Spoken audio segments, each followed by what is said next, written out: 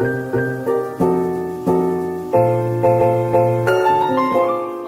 guys, welcome back to my YouTube channel. This is more of a chill video, laid back. I have my glasses on, I have my snack here. Anyways, today's gonna be more of a laid back video where I'm gonna be explaining to you guys how to go vegan in 2020. Maybe it's a New Year's resolution you guys have.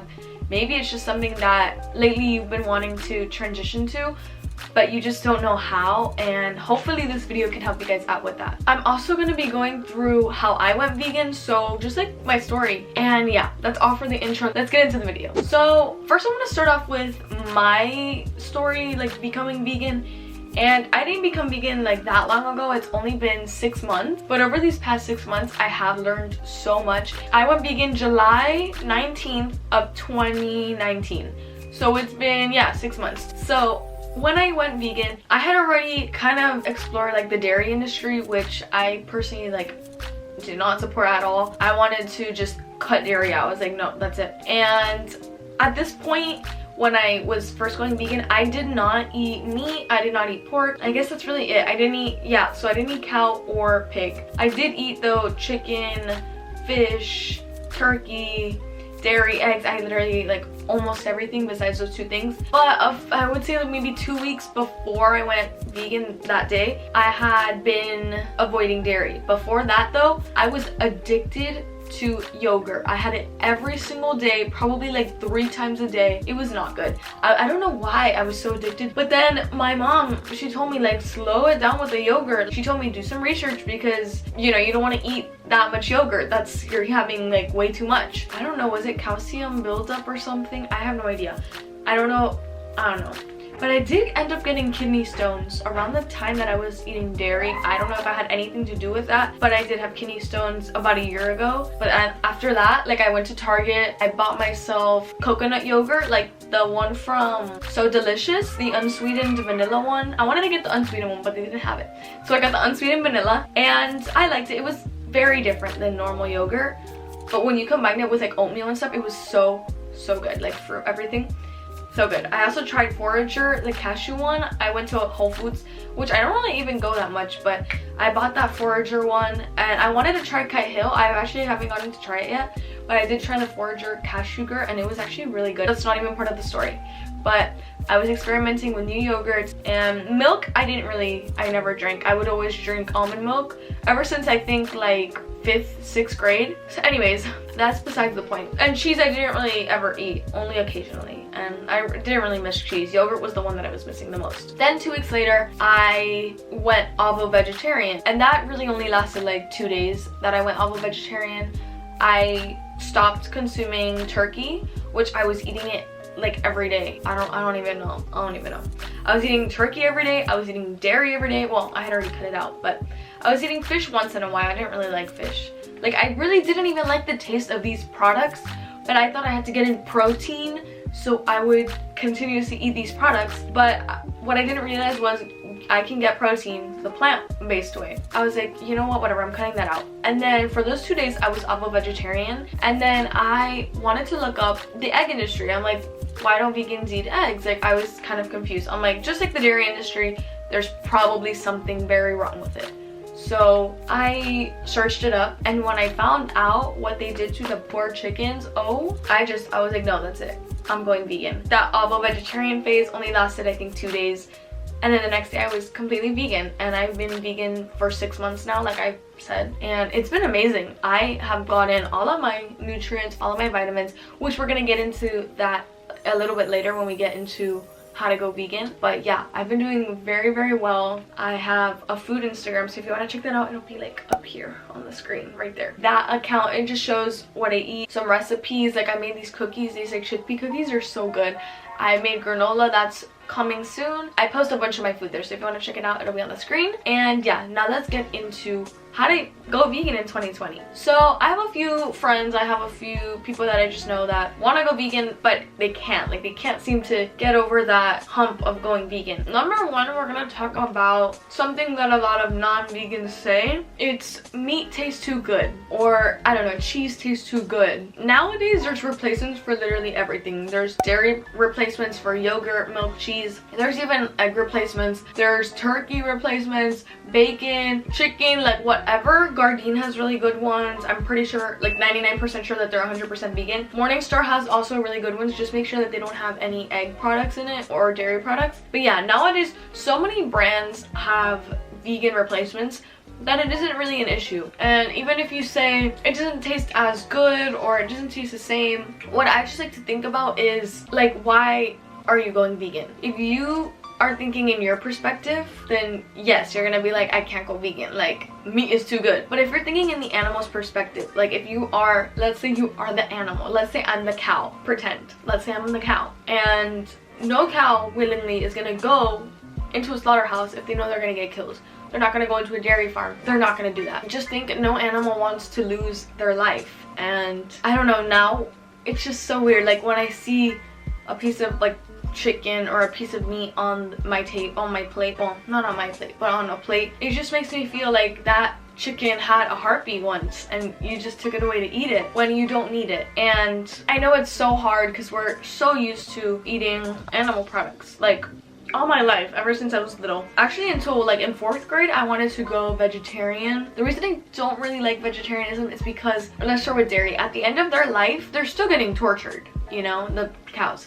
And at the end of their life, they're gonna get killed anyways. They're gonna go into the beef industry. So by supporting the dairy industry, you're then supporting the beef industry. And same thing with the egg industry. Put yourself in their perspective, and it worked for me. Maybe it doesn't work for everybody. You just have to do a little bit of digging. So that's like more the animal's perspective. That's why I personally went vegan. And a lot of documentaries like Cowspiracy, I have personally never watched it. I'm too much of a chicken. I literally cannot watch anything gory. I don't know if it shows slaughterhouse footages, but I know that it is more the animals aspect of it. And then Forks Over Knives, I started watching and I'm gonna finish it. It's more the health aspect of it. These are two ones that are really good. There's also, I don't remember what it's, a Dominion, I think, and I've heard that one's really good. I've never watched it either though. So I'm gonna finish Forks Over Knives and I'm gonna watch Cowspiracy. I don't care, I'm gonna watch it. For me though, I'm a very sensitive person, so like the second I saw slaughterhouse footage, the second I opened it up, that's it, I went vegan. I was like, that's it. For me, I'm a very sensitive person and that's just how I did it. Some people have to just get over that hump of getting to veganism. The next thing I'm going to talk about is making sure that you guys are getting your nutrients. So vitamins, minerals, that's all super important. And vegans can get the same thing that meat eaters can get, except B12 though. And B12 is something very important that I'm going to talk about because I don't know if you saw my last video, I'll link it above, but it was my what I eat in a day while traveling. And as you can see, I'm obsessed with nutritional yeast. I was eating the one from Trader Joe's. And the thing that I did not know, I literally looked it up and it's weird. I'll link the article down below so you guys can read it. If you do like nutritional yeast, I would definitely check that out because a lot of it is very genetically modified. So they do have non-fortified nutritional yeast. Check Amazon. Most of them are fortified, so they are very genetically modified. But what I'm gonna do is sauerkraut. I want to give it a shot. I tried it a few years ago and I did not like it, but I ate it on its own. But I feel like if you mix it, it'll be so good because that does have B12. Tempeh has B12. These are just B12 sources and they are a little bit harder for vegans. But if you are struggling with getting B12, there's supplements which I'm actually thinking about ordering when I have it in my Amazon cart. It's only like $12.47 and it has 30 capsules and I think you're supposed to take 2 per week since like the percentage of the daily value is like 1,130% of your daily value. The other one that you might need a little bit of help with is vitamin D. Spend time in the sun. They also do have supplements. Just make sure that they are vegan supplements because a lot of them do have gelatin. So just make sure yours does not have any gelatin or any animal derived products. Now the rest of vitamins and minerals, as long as you're eating more whole foods, you'll have no problem with that. I haven't had any deficiencies, and I've been vegan, like I said 1,000 times, for 6 months. Now if you're doing it for the health aspect, so it is tested that it is healthier than like one who is an omnivore. That is tested, I'm not just saying it. One thing I do want to talk about is meat portions. Let's say you have a piece of meat this big, like a steak this big. That right there is gonna have more calories than a piece of tofu that's that big. I'm not saying eat a piece of tofu this big, but it isn't going to be as many calories as that piece of steak, because plant-based foods are like just naturally lower in calories than meat-based foods. I don't know, it's so hard to explain because usually it's like you get bigger quantities when it is plant-based. Like for example, cheese and nutritional yeast, very different. Nutritional yeast for a tablespoon has about 20 calories, and for about a tablespoon of like feta cheese, it's gonna have a lot more. What happens to a lot of new vegans is they don't consume enough calories because they're used to those little like meat portions. When you first go vegan, I would recommend doing like just making sure you're getting enough vitamins, minerals, and calories.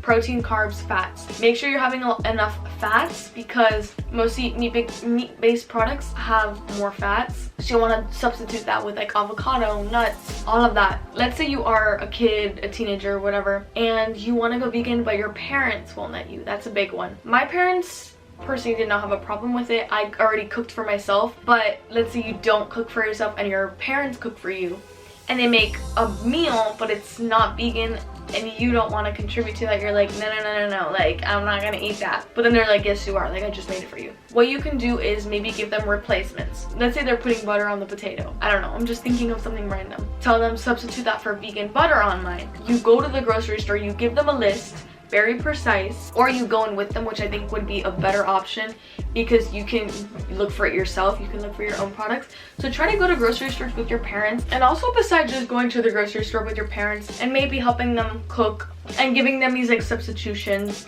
which I know can sometimes be hard, so you may have to learn how to put together more simple meals. For example, lentils, really easy to cook.